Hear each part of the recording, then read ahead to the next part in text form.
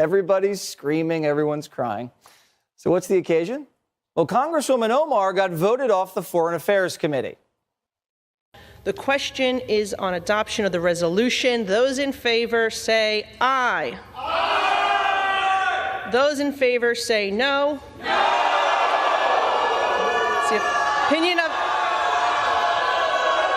It's the opinion of the chair that the ayes have it and the resolution is agreed to. And without objection, the motion to reconsider is laid on the table. Does that remind you of anything?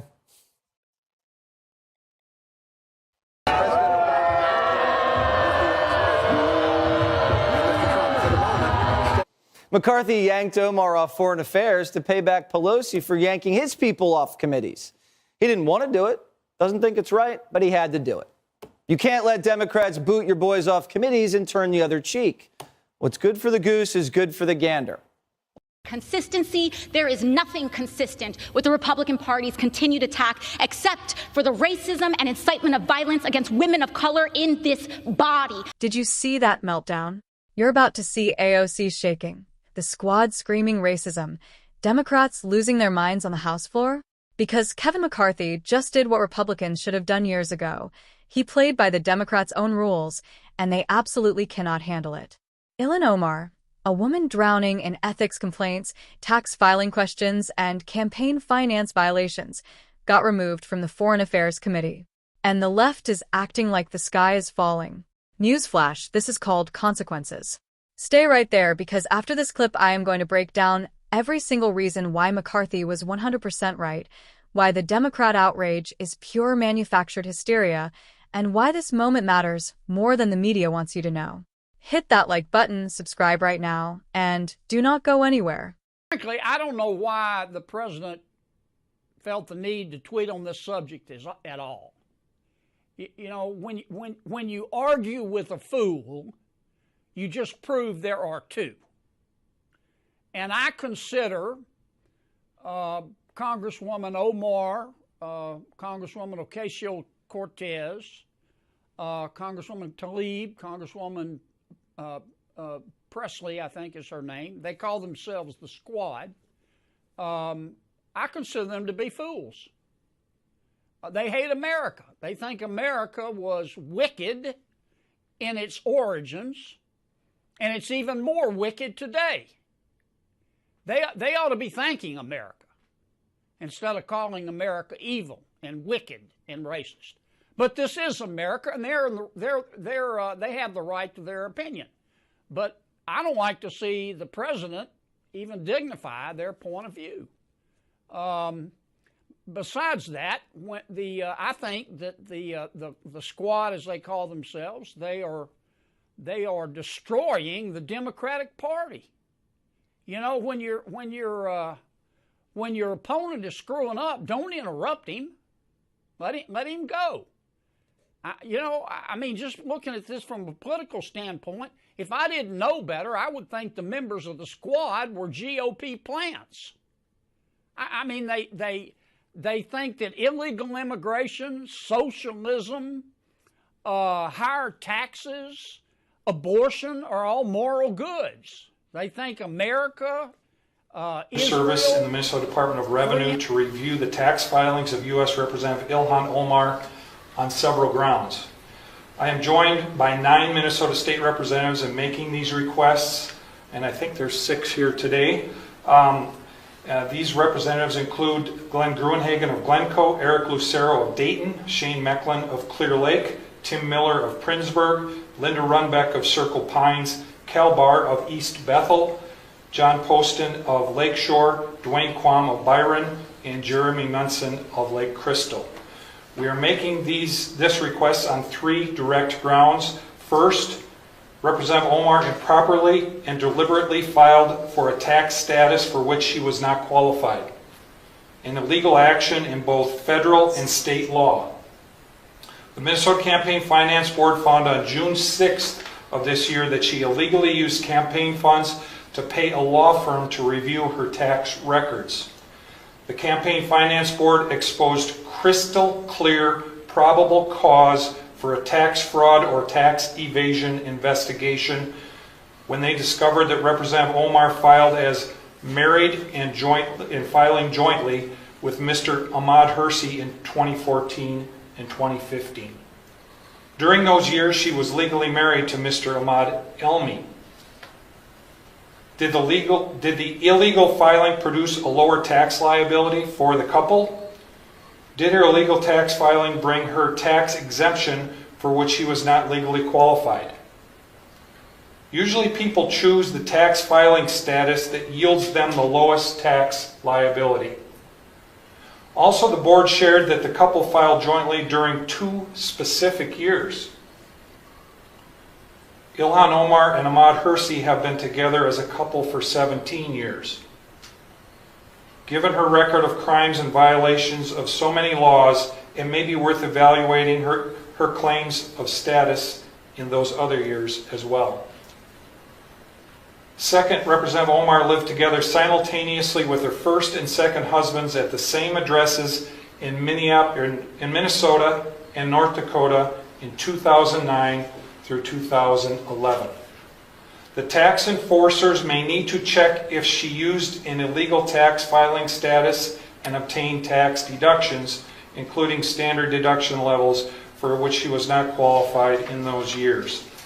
Third, we know that Representative Omar took improper kickbacks from 3 Minnesota colleges in 2017 when she oversaw their state budgets in 2017. Under campaign pressure, she returned those kickbacks in 2018. It is worth checking to see if she reported the kickbacks as income in 2017 or deducted the paybacks as expenses in 2018. 5 grounds for an investigation include corruption in public office and tax evasions on grounds of illegal filing status, improper deductions, concealed income from kickbacks, and improper claims for expenses. We are also aware of Representative Omar's pattern of improper conduct. She has been fined by the Campaign Finance Board for diverting campaign funds for an unpermitted political trip to Orlando. She has been directed to pay back her expenses for uncovered political trips to Boston, New York, Philadelphia, Chicago, Florida, and Washington, D.C.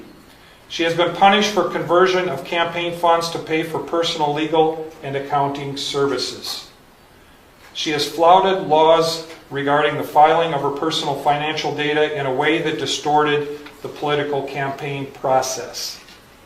On June 25th, I asked my Congresswoman Angie Craig to launch an investigation into these improprieties.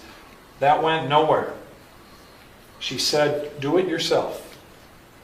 So on July 23rd, I asked the U.S. House Ethics Committee to investigate Representative Omar. That request is currently being reviewed by the Office of Congressional Ethics. On that same day, I launched OmarTruth.com in an effort to rally Minnesotans and Americans to help bring political pressure to bring about a congressional investigation. After 2 weeks, we have over 44,000 citizens expressing their strong desire to bring about a full investigation, and the list is growing. I will be adding today's request to the facts available on OmarTruth.com. Today, I and 9 other representatives are asking the nonpartisan federal and state tax enforcers to open investigations. We are simply asking them to do their jobs. You guys have anything? Questions, anyone?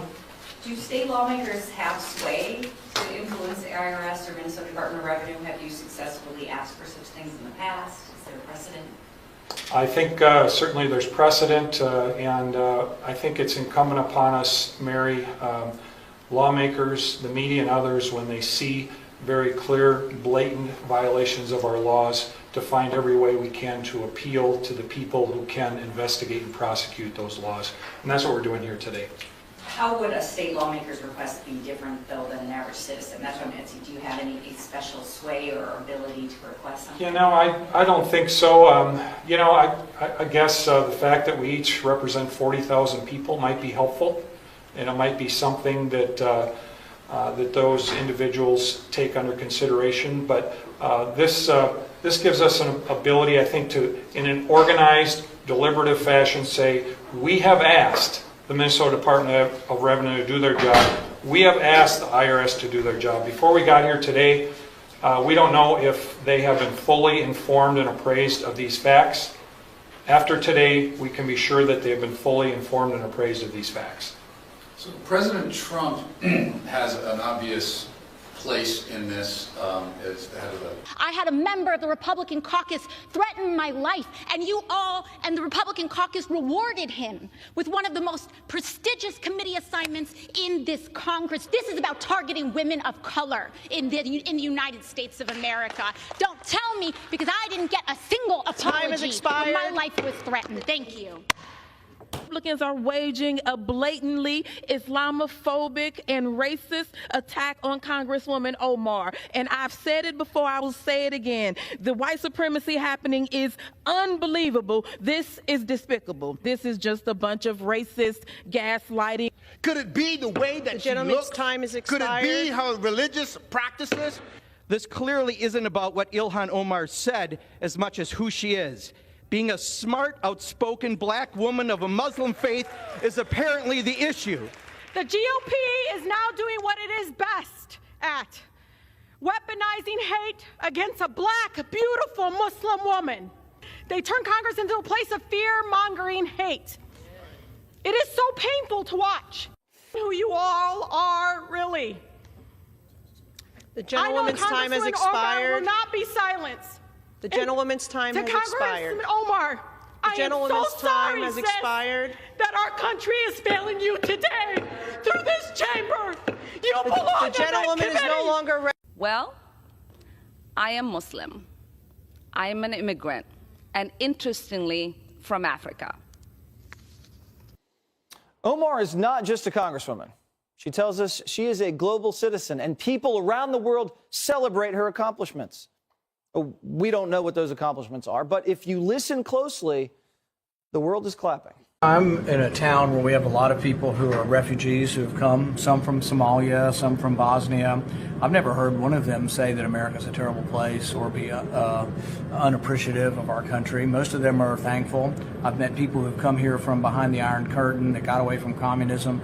They're some of the best Americans we have because they really appreciate how great our country is.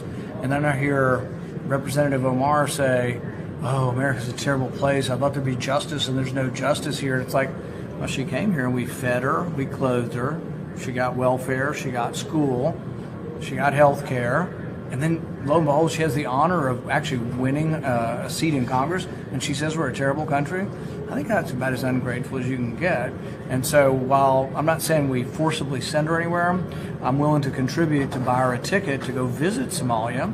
And I think she could look and maybe learn a little bit about the disaster that is Somalia, that has no capitalism, has no God-given rights guaranteed in a constitution, and has about 7 different tribes that have been fighting each other for the last 40 years. And then maybe after she's visited Somalia. Let's be crystal clear about what just happened.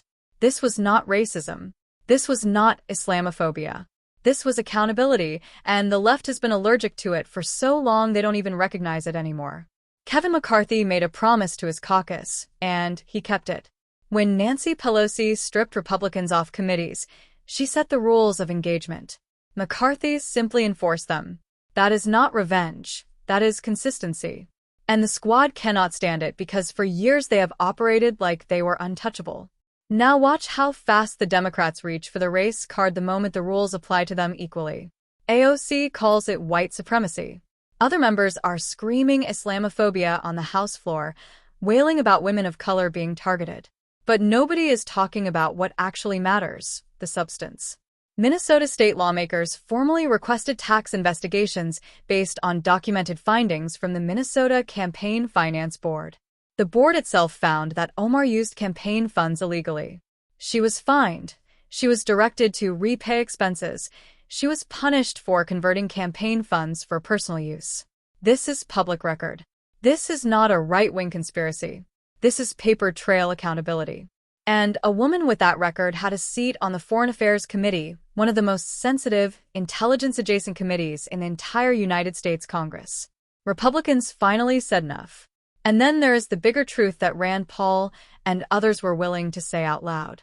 This country gave Ilhan Omar everything. safety, education, welfare, healthcare, and ultimately a seat in the United States Congress. And what does she give back? She tells us America is wicked, broken, and irredeemable. Refugees who came from behind the Iron Curtain, people who escaped genuine oppression, they come here grateful. They become some of the best Americans we have because they understand what freedom actually costs. Omar has that same platform, and she uses it to torch the country that handed it to her. That is not courage. That is ingratitude dressed up as activism. The meltdown on the House floor told you everything. When the squad panics this loudly, it means something real just happened. Republicans stopped folding. They stopped apologizing. They stopped letting Democrats write rules that only apply in one direction. And the left is screaming because the era of consequence-free double standards just ended.